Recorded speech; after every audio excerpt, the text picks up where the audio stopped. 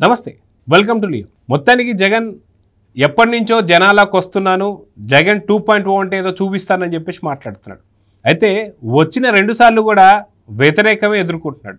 అది నిన్న జైలు దగ్గర ప్రజలకు సంబంధించినటువంటి ఒక వ్యతిరేకత కావచ్చు, అదేవిధంగా ఈరోజు రైతులకు సంబంధించిన వ్యతిరేకత కావచ్చు, అదేవిధంగా పోలీస్ ఆగ్రహం కావచ్చు. మొత్తానికి జగన్ 2.0 జైలుకేనా, ఇక జనాల్లోకి లేదా? ఈ విశేషాలపై మనతో మాట్లాడడానికి సీనియర్ జర్నలిస్ట్ దుర్గా కుమార్ గారు ఉన్నారు. వారిని అడిగి తెలుసుకుందాం. సార్ నమస్తే. నమస్తే జగన్ గారు, మన వీక్షకులకు కూడా. సార్, మనం చూసుకుంటే జగన్ ఎప్పటి నుంచో నేను జనాల్లోకి వస్తా, జగన్ 2.0 అంటే ఏదో చూపిస్తా, ఈసారి మామూలుగా ఉండదని చెప్పి అన్ని సినిమా డైలాగులు వాడుతూ వస్తున్నారు. కానీ నిన్న వచ్చినటువంటి ఒక సందర్భంలో ఏదైతే వల్లభనేని వంశీకి సంబంధించిన ములాఖాతులో ఆయన బయటికి వచ్చిన తర్వాత ఆయన మాట్లాడిన మాటలకి ఏదైతే పోలీసులు ఇచ్చిన రియాక్షన్ మనం చూసాం.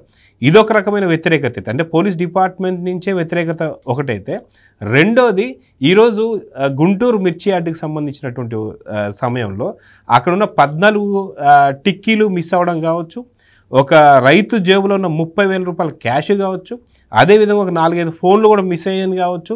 అంటే జగన్తో వచ్చిన బ్యాచ్ ఎటువంటిది అనేది ఒకటైతే, అక్కడ ఉన్నటువంటి మీడియా పైన దాడి కావచ్చు, ఇవన్నీ చూసాం. ఇప్పుడు జస్ట్ బ్రేకింగ్ న్యూస్ ఏంటంటే, అక్కడ ఉన్నటువంటి ఒక రైతులు ఇప్పుడంతా కూడా చాలా సీరియస్గా ఉన్నారంట జగన్ పైన. నువ్వు ఏదైనా మాట్లాడితే అసెంబ్లీలో మాట్లాడు, కానీ ప్రజల్లోకి రావద్దు అని చెప్పేసి అన్నారు. మొత్తానికి జగన్ ఇక జైలుకి అంటే అంతేనా అంటే ఏమంటారు? ఇప్పుడు ఎలక్షన్ ముందు సిద్ధమని కొన్ని 100 కోట్ల రూపాయలు ఖర్చు పెట్టాడండి. ఇలా పంచి ప్రతి ఊళ్ళలోనూ విపరీతమైన సిద్ధం అన్నాడు. జనం సిద్ధమయ్యారు. జగన్మోహన్ రెడ్డికి గట్టి గుణపాఠం చెప్పాలి, అసలు ఇలాంటి వ్యక్తి ముఖ్యమంత్రిగా ఉండొద్దని చాలా స్పష్టమైన తీర్పు ఇచ్చారు. ఇచ్చిన తర్వాత ఆయనకి అసలు దిమ్మ తిరిగిపోయింది. ఇంతవరకు శాసనసభలో అడుగు కూడా పెట్టలా. ఎక్కడెక్కడో తిరుగుతున్నాడు, ఆ చెట్లమ్మటే పుట్లమ్మటే తిరుగుతున్నాడు తప్ప అస్సలు సాటికి వెళ్ళటల్లా. నిన్న ఎక్కడికి వెళ్ళగలుగుతున్నాడంటే, అతను వాళ్ళ పార్టీ నాయకులు క్రిమినల్ కేసుల్లో ఇరుక్కుని జైళ్ళల్లోకి వెళ్తే జైళ్ళ దగ్గరికి పరామర్శకు వెళ్తున్నాడు, కానీ ప్రజల సంక్షేమం గురించి ప్రజల దగ్గరికి వెళ్తా అంటున్నాడు, కానీ మాటలు కోటలు దాటుతున్నాయి, కాళ్ళు గడప దాటలేదంటారు. అది కరెక్ట్గా ఆయన విషయంలో కరెక్ట్గా చెప్పొచ్చు. అదే మీరు అన్న మాటలో నాకు ఒకటి గుర్తొచ్చింది సార్. ఏదో పేపర్లో కార్టూన్ చూశారు. ఏంటంటే జగన్ని కలవాలి అంటే ఖచ్చితంగా ఏదో ఒక అక్రమ లేదా అవినీతి కేసులో జైల్లో ఉంటే ములాఖాత్తో కలవడం తప్ప మిగతా అసలు అపాయింట్మెంట్లు ఎక్కడ ఇస్తారు? అది సీఎంగా ఉన్నప్పుడు కావచ్చు, ఇప్పుడు కూడా కావచ్చు. నిజంగా ఒకవేళ నిజంగా విజయమ్మ గారు కావచ్చు, లేదా షర్మిల గారు కావచ్చు, లేదా సునీత గారు కావచ్చు, వీళ్ళని కలవాలంటే ఏదైనా కేసుల్లో పోయి జైల్లో ఉంటేనే కలుస్తాడా అంటే ఏమంటారు? ఆ ముగ్గురికి అయితే జైల్లో కలవడు వాళ్ళ ముగ్గురికి లేదు. ఆ పరిస్థితి వాళ్ళకి మినహాయింపు, ములాఖత్ ఉండదు. మిగిలిన వాళ్ళకైతే ఉంటుంది. ఇప్పుడు మీరు అన్నట్టు ఇప్పుడు కొడాలి అని ఇవాళ 2 గంటల సేపు ఆ మెయిన్ గేట్ దగ్గర తచ్చట్లాడాడంట. ఈ రైలింగ్ మీద కూర్చోవటం, ఆ రాయి మీద కూర్చోవటం, ఈ రప్ప మీద కూర్చోవటం. ఆయన పరిస్థితి ఇవాళ ఏంటంటే, ఆ మిర్చి యార్డ్ దగ్గరికి వెళ్ళి అల్లరి మోకల్లో ఈయన కూడా ఒక పక్కన ఉండాలి. నిన్న కూడా ఉన్నాడు కదా, ఇటు గడబొంగులాగా ఏలాడుతున్నాడు, ఊగుతున్నాడు. ఆయనకి ముఖం చెల్టల్లా. జగన్ గారేమో పొట్టి, ఆయనకన్నా తక్కువ ఎత్తులో ఉండటానికి చూసుకుంటున్నాడు. ఎందుకంటే విలేకరుల ముందు, టీవీ ఛానళ్ల ముందు ఉంటున్నాడు, కానీ ఈయన తగ్గించి వంగి నుంచుంటున్నాడు ఎత్తు. ఇంతలోకి ఎవరు అడిగారు, ఏంది మిమ్మల్ని కనుక టచ్ చేస్తే ఏదో అయిపోద్ది అన్నారు కదా, మరి ఏం అవ్వలేదంటే, అప్పుడంటే ఉద్యోగం ఉంది, ఇప్పుడేముంది నాకు, నేనేం చేయగలుగుతాను, అందుకే నేను బయటకు రావట్లేదని చెప్పేశాడు. వాస్తవం చెప్పేశాడు, పీకేశారు అన్నాడు. అట్లాగే అప్పుడు ప్రతిదానికి కొడకాన్ని తక్కువ లేకుండా మాట్లాడాడు. చంద్రబాబు గారు కానీ లోకేష్ గారిని కానీ ప్రతిదీ ఏం పీకుతారని ఒక 5 పేర్లు చెప్పాడు. తను, వంశీ, అతను పేరు నాని, అంబటి రాంబాబు, తర్వాత చంద్రశేఖర్ రెడ్డి, కాకినాడ దూరంపూడి చంద్రశేఖర్ రెడ్డి. ఈ 5 కనుక ముట్టుకోండి ఎవడైనా సరే, టచ్ చేసి చూడండి ఏమైపోద్దా అని. మొన్న ఢిల్లీలో వచ్చిన భూకంపానికి 10 వస్తుంది అన్నట్టు మాట్లాడాడు. అంటే చట్టాన్ని కూడా సవాల్ అనమాట. అంటే వాళ్ళ పరిపాలనలో మేము ఏం చేసినా మా మీద ఎవడో కేసు పెట్టలేదు, మమ్మల్ని టచ్ చేయలేదు. రేపు వచ్చే ప్రభుత్వం రాదు, మారే ప్రభుత్వం అసలు లేదు, ఎందుకు కళ్ళగంటారు, మీరు అధికారంలోకి వస్తారా రా అని అడిగాడు. ఎట్టా వస్తారా అని అడిగాడు. కళ్ళగంటున్నారా అన్నాడు. ఎంత భీకరంగా మాట్లాడాడంటే ఒక ప్రజాస్వామ్యంలో ప్రభుత్వాన్ని మార్చుకునే హక్కు కూడా ప్రజలకు లేదు అంటే వాళ్ళు ఒక తీర్మానం చేశారు, జగన్మోహన్ రెడ్డి మా శాశ్వత అధ్యక్షుడని. అలాగే వైఎస్ఆర్సీపీ ప్రభుత్వం కూడా శాశ్వత ప్రభుత్వం అని వాళ్ళే నిర్ణయించుకున్నారు. ప్రజలకు ఒక 5 ఏళ్లకు ఒక అవకాశం వస్తుంది, అప్పుడన్నా ఓటేస్తారు, మారతామన్న భయం కూడా లేదు. అంటే 2019లో జగన్మోహన్ రెడ్డి గారు వాళ్ళ బాబాయిని ఖర్చు చేసి ఆ నిందని చంద్రబాబు నాయుడు గారి మీదను లోకేష్ గారి మీద వేసి మనందరినీ గెలిపించాడు 151 మందిని. అట్లాగే ఈ ఎలక్షన్లో ఎవడో ఒకరిని ఖర్చు చేస్తాడు, మళ్ళీ 175కి 175 గెలిపిస్తాడు అని ఒక ధీమాలో ఉండబట్టి అట్లా మాట్లాడాడు. నిన్న పరిస్థితి పోలీసులతో పెట్టుకున్నాడు. పోలీసుల్ని ఆయనే చెప్పాడు చాలా మాది పోలీసు మంచి వ్యవస్థ అని.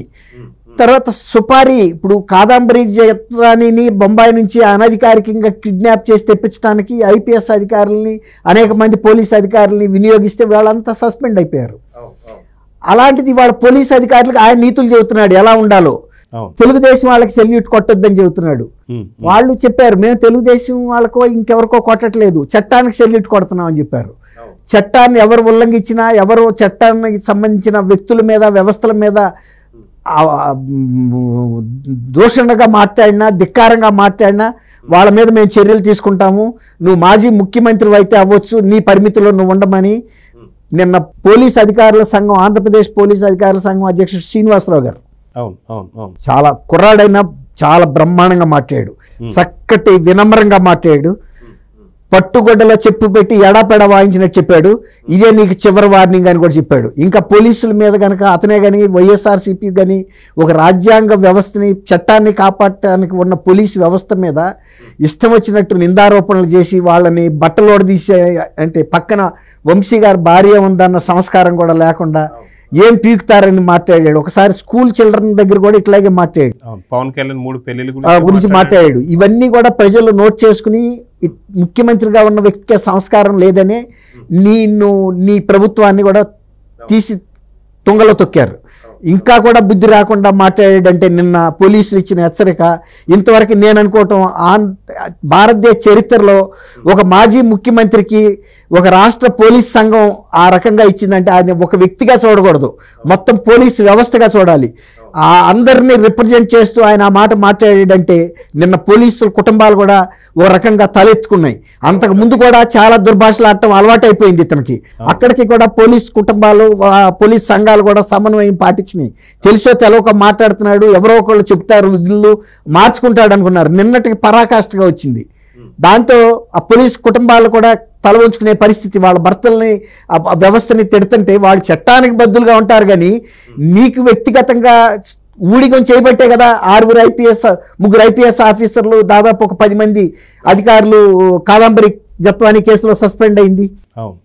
వాళ్ళు ఇప్పటికైనా సరే అట్లాంటి వ్యవస్థ ఉండకూడదని కోరుకుంటున్నారు. ఇప్పుడు నువ్వేమంటున్నావు, ఇప్పుడు కూడా పోలీసులు మా ప్రభుత్వంలో ఎవరి మీద మేము కేసులు పెట్టనివ్వలేదు, ఇప్పుడు కూడా పెట్టడానికి వీలు లేదు అంటున్నాడు. అది ఎస్సీల మీద జరిగిన దాడైనా కిడ్నాప్ అయినా ఇంకోటైనా సరే అరెస్ట్ కూడా చేయడానికి వీలు లేదు అంటున్నాడు.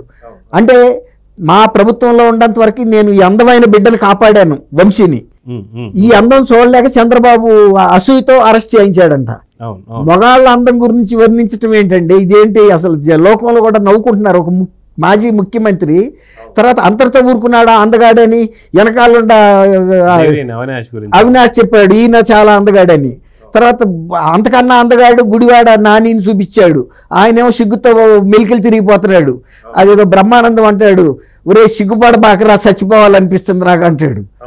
అట్లా ఇక్కడ ఇంకొక టాపిక్ కూడా సార్, నేను చాలా హైలైట్ అయిన టాపిక్ ఏంటంటే వైసీపీలో ఈ గుడ్డలు ఉడదీసేటువంటి ఒక పిచ్చి ఏందో నాకేం అర్థం కావట్లేదు. మీకే కాదు ఎవరికి అర్థం కావట్లేదు. ఎందుకంటే అక్కడ గోరంట్ల మాధవ్ ఇప్పి చూపించాడు, అక్కడ ఇంకోటి చూసుకుంటే మనకు అనంతబాబు ఎమ్మెల్సీ తను ఇప్పి చూపించాడు, అదే విధంగా అంబటి రాంబాబు సంజన సుఖ్ అని చెప్పి తను ఇప్పి చూపించాడు, ఇదే విధంగా శ్రీనివాసు తను ఇప్పు చూపించాడు. రోజు ఇప్పు చూపిస్తున్నటువంటి ఒక దువ్వాడ శ్రీనివాస్ని కూడా చూస్తున్నాం.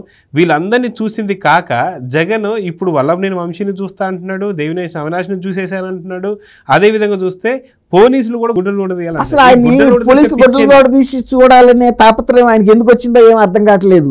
ఒకవేళ అట్లా ఉంటే మీరు అన్నట్టు గోరంట్ల మాధవ్ ఆయనకి ఫ్రీగా చూపిస్తాడు, వాట్సాప్ లో కూడా వాళ్ళందరినీ చూసేసాను, ఇప్పుడు పోలీసులను చూడాలి అదే అంటున్నా.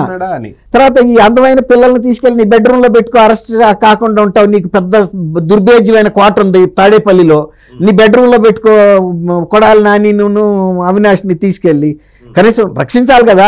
నీ పార్టీ నాయకులు అందమైన వాళ్ళు, కొన్ని వీళ్ళని అప్పుడప్పుడు ఈ అందాల పోటీలు జరుగుతాయి కదండి, mister Andhra Pradesh, mister India, mister universe, అట్లాంటి వాటికి పంపుతా ఉండు, గెలుచుకొస్తారు ట్రోఫీలు, నీ ఆఫీస్లో పెట్టుకో, అందమైన ప్రపంచ అందగాడిగా గెలుచుకొచ్చాడు, భారతదేశ అందగాడిగా గెలుచుకొచ్చాడని.